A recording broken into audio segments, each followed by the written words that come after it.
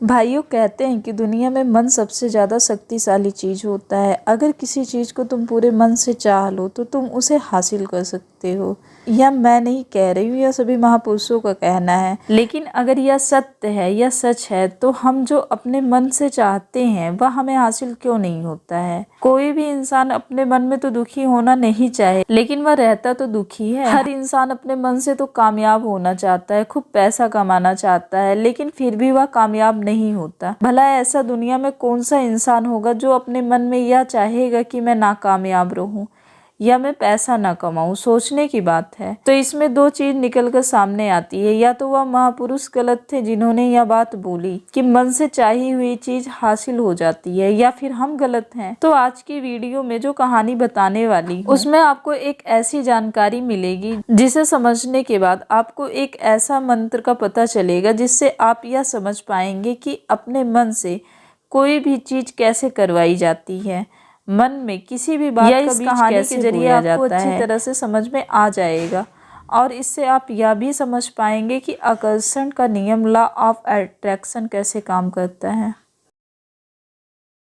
कहानी छोटी सी है लेकिन बहुत ही गहरी है।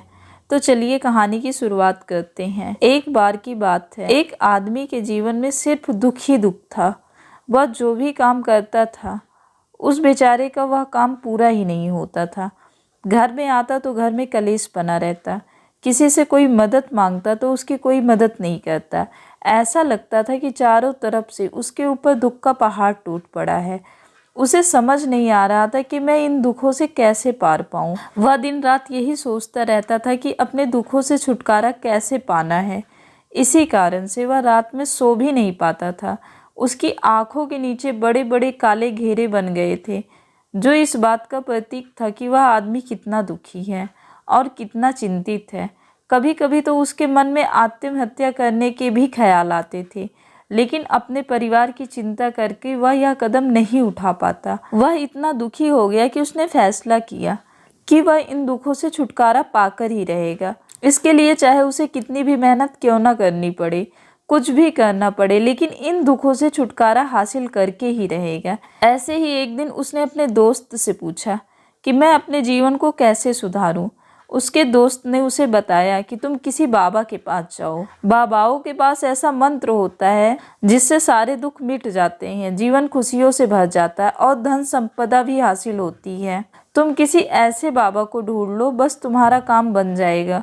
उस आदमी के मन में यह बात पूरी तरह से बैठ गई कि कोई गुरु ही मेरा दुख दूर कर सकते हैं, और इसलिए उसे किसी भी गुरु के बारे में पता चलता तो वह उस गुरु के पास पहुंच जाता था।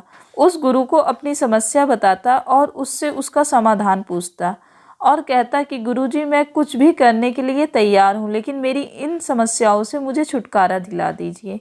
आप जो कहेंगे मैं वही करूँगा, लेकिन मेरे जीवन को सुधार दीजिए। गुरुजी उसे कुछ टोटके करने के लिए बताते हैं और बदले में दान दक्षिणा ले लेते हैं कि यह टोना टोटका करने के बाद तुम्हारे घर में सुख शांति बनी रहेगी। बस इस टोटके को पूरी विधि के साथ करना। वह आदमी घर लौटकर पूरी विधि के साथ टोने टोटके करने लगा, लेकिन बहुत टोने टोटके करने के बाद भी उसके जीवन में कुछ बदलाव नहीं आया। इसके उल्टा उसका जीवन और ज्यादा दुखी हो गया। जो भी गुरु उसे टोना टोटका बताते थे वह बदले में उससे दान दक्षिणा लेते थे, जिससे उसका धन भी धीरे धीरे खत्म हो रहा था।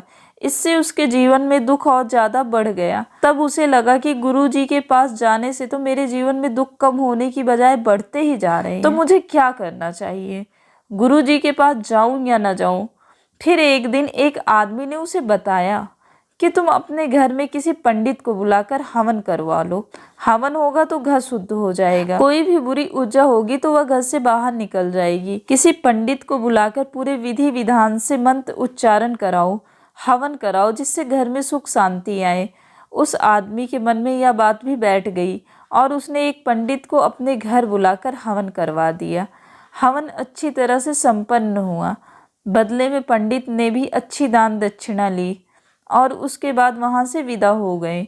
लेकिन कुछ दिनों के बाद उस आदमी को महसूस हुआ कि उसके जीवन में अभी भी कोई बदलाव नहीं आया। अब वह आदमी पूरी तरह से दुखी हो गया और ज्यादा परेशान हो गया। अब तो उसे लगने लगा था कि मेरे जीवन में ऐसे दुख कभी खत्म ही नहीं होंगे और यही सोच सोच कर उस आदमी का बुरा हाल हो गया था।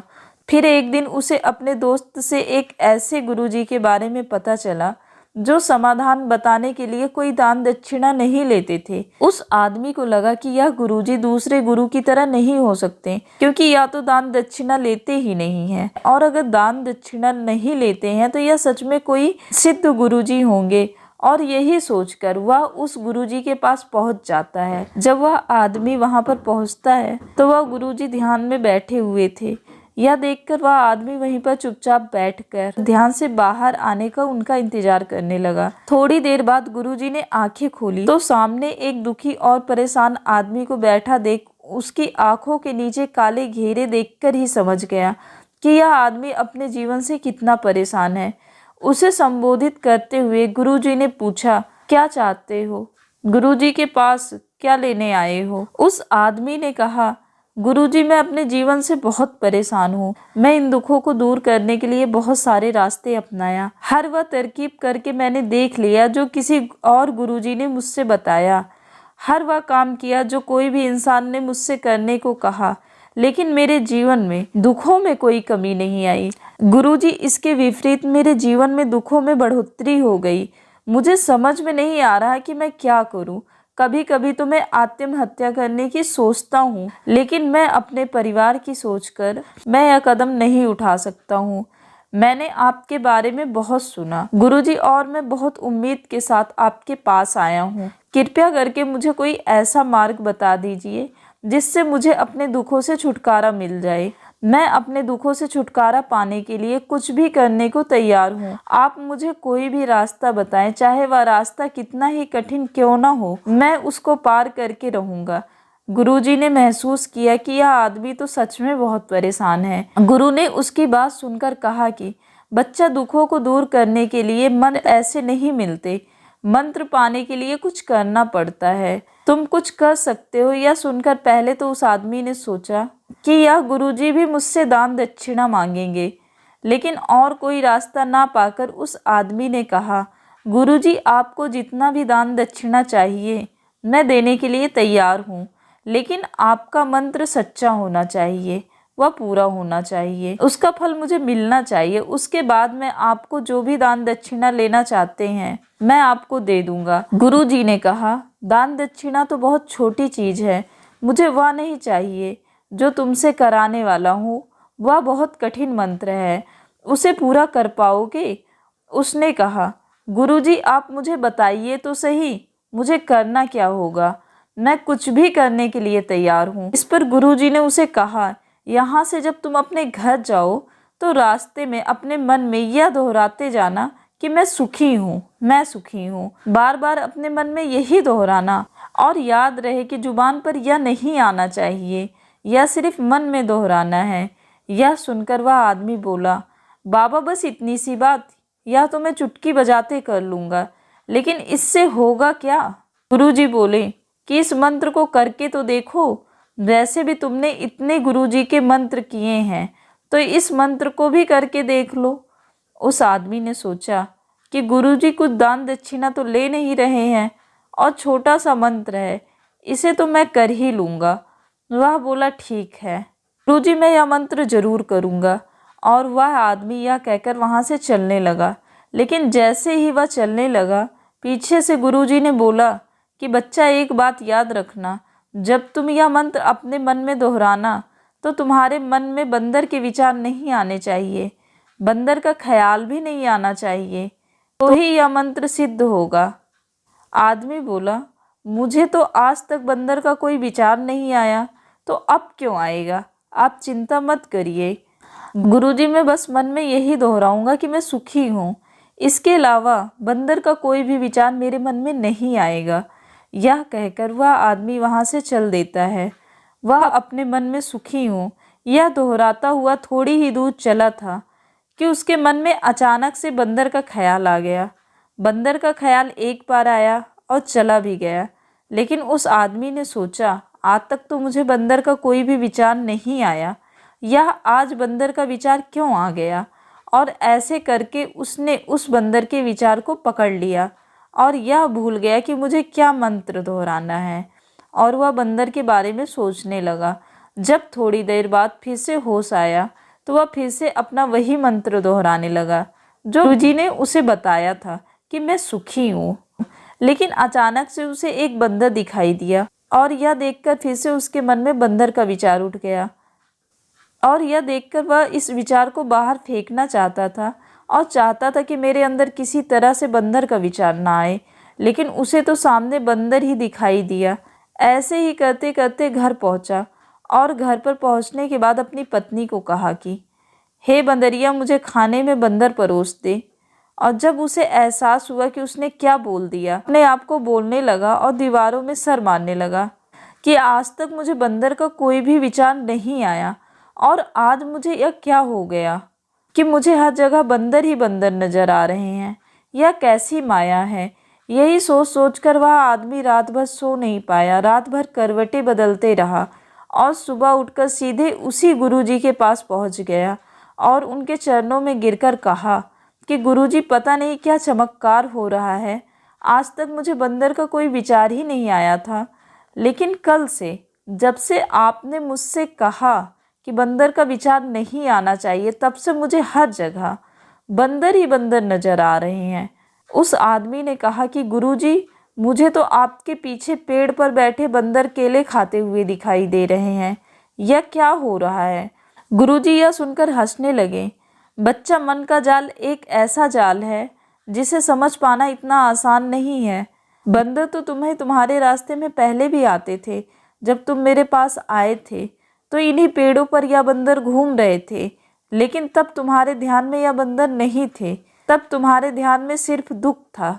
इसके बाद गुरुजी ने उसे बताया कि बच्चा, हम जिस चीज़ से भी दूर भागना चाहते हैं वही चीज़ हमारे मन में बहुत गहरे में प्रविष्ट हो जाती है और हमारे अंतर मन में समा जाती है।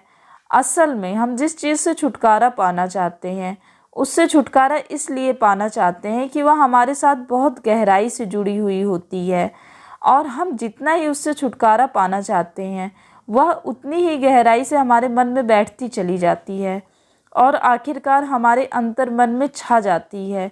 ऊपर से तो हम चाहते हैं सुखी होना, कि मैं सुखी हो जाऊं। हमारे ओठ भी यही बोलते रहते हैं, लेकिन हमारे मन में दुख समाये होते हैं, इसलिए हमारे विचार में हमारे मन में दुख ही दुख दिखाई देता है। इसलिए अपनी जुबान से बार बार यह बोलने से कि मैं सुखी हूँ, हम सुखी नहीं होंगे जब तक यह मंत्र हमारे अंतर मन में प्रविष्ट नहीं होगा। इस पर उस आदमी ने पूछा, गुरुजी, लेकिन यह मंत्र हमारे अंतर मन में प्रविष्ट कैसे होगा? यह सुनकर गुरुजी ने कहा कि बच्चा, अपने दुखों से लड़ना बंद कर दो। जब तक तुम अपने दुखों को दूर करने की सोचते रहोगे तब तक वह दुख तुमसे चिपका रहेगा, तब तक वह दुख तुम्हारे अंतर मन पर अपना राज बनाए बैठा रहेगा। और जिस दिन तुम उन दुखों के बारे में सोचना ही छोड़ दोगे, उन दुखों से छुटकारा ही नहीं पाना चाहोगे, उसी दिन से तुम्हारी जिंदगी से दुख गायब हो जाएंगे।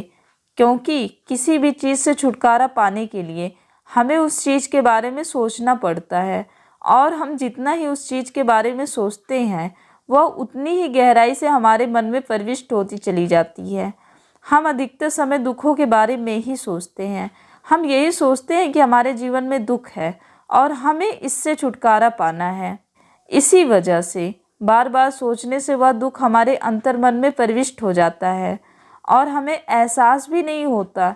इसलिए अगर तुम दुखों से छुटकारा पाना चाहते हो तो दुखों से छुटकारा पाने के बारे में सोचना छोड़ दो, तुम्हें दुखों से छुटकारा मिल जाएगा। अक्सर आदमी धूम्रपान छोड़ना चाहता है, शराब छोड़ना चाहता है, सुबह अपने आप से यह वादा करता है कि मैं कोई भी गलत काम नहीं करूँगा, लेकिन शाम को जब वह लौटता है तो नशे में चूर होकर लौटता है। ऐसा क्यों होता है? जो हम सोच रहे हैं वह पूरा कर ही नहीं पा रहे हैं। असल में हम उस चीज़ को बहुत ज़्यादा तवज्जो दे रहे हैं, उस चीज़ को बहुत ज़्यादा अहमियत दे रहे हैं। जब भी हम उस चीज़ को छोड़ने के बारे में सोचते हैं तो हम उसकी इम्पोर्टेंस और ज़्यादा बढ़ा देते हैं। हमारा मन उस चीज़ के बारे में जितना ज़्यादा सोचेगा, शराब या धूम्रपान छोड़ने के बारे में, हमें उस चीज़ से लड़ना नहीं है बल्कि बिना सोचे गुजर जाना है। और अगर हम इस मंत्र को समझ लेते हैं तो हम अपने जीवन में जो भी पाना चाहते हैं उसे अपने अंतर मन में डाल सकते हैं और एक बार वह लक्ष्य हमारे अंतर्मन में बैठ जाता है तो फिर सफलता पाने में कोई समस्या नहीं होगी और ना ही कोई दिक्कत आएगी। तो भाइयों, आपने आज के इस वीडियो से क्या सीखा है वह मुझे कमेंट बॉक्स में बता सकते हो। और इसी के साथ मैं उम्मीद कर रही हूँ कि आपको आज की वीडियो पसंद आई होगी। तो इस वीडियो को उस इंसान को शेयर कर देना जिसे यह कहानी सुनने की ज़्यादा ज़रूरत है, और साथ के साथ मेरे चैनल को भी सब्सक्राइब कर देना। तो चलिए फिर मिलते हैं एक नए मैसेज के साथ, एक नए वीडियो के साथ।